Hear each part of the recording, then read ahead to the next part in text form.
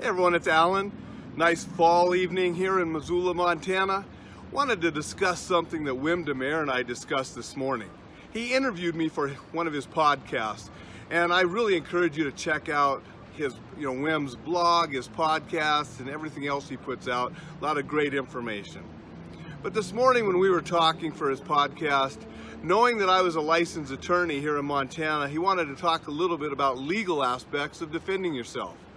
And what I wanted to share tonight is how important it is to understand that when you hurt somebody or kill someone, there are going to be legal consequences. Now, if you're justified, you're going to be okay. If you're not justified, you can wind up in prison. You can wind up in civil courts paying lots of money. When I want to teach people how to enjoy life safely, you're not going to enjoy life dealing with that legal stuff. So it's super important that you are justified in defending yourself. I see too many people these days, they get flippant and I just shoot them. No, if you don't have to. And then there's a whole, I'd rather be judged by 12 than carried by 6. Well, yeah, I'd rather be alive than dead too. But why are you limiting yourself to those only two options? There are a lot of different options than being dead or on trial, right? So a lot of it is taking our ego, and Wim and I talked about that in the podcast too, of getting rid of that ego and understanding we don't have to fight, we don't have to do stupid things because of our ego and show how manly or tough we are necessarily.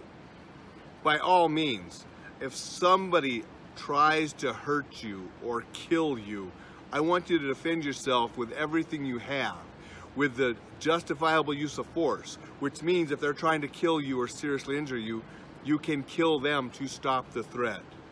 But I also want you to realize that if you can do something else and you can avoid the situation altogether, if you can stop the threat without going to an extreme of killing someone, it's going to be easier on you both mentally, living the rest of your life, and it can be easier on you when the police and the lawyers and the judges and the jurors and everybody else gets involved.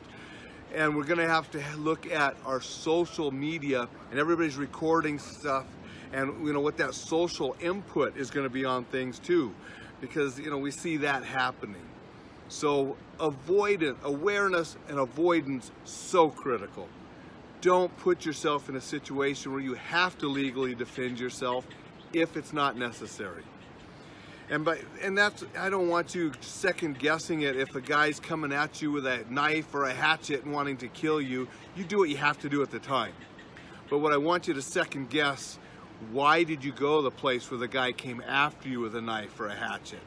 If it's in your home, you're justified.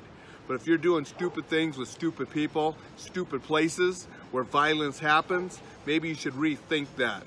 Don't do it. Don't go there. Don't hang out with those people. Avoid it altogether. So that's just a little safety tip as far as know that there are legal consequences to defending yourself. And make sure if you do defend yourself, you were justified in the actions you take. And you only go enough to stop the threat. It's not your job to punish or execute somebody. You only are going to stop the threat to keep yourself from being harmed or killed. Remember that. Try to avoid situations. Stay safe, and we'll talk to you next time.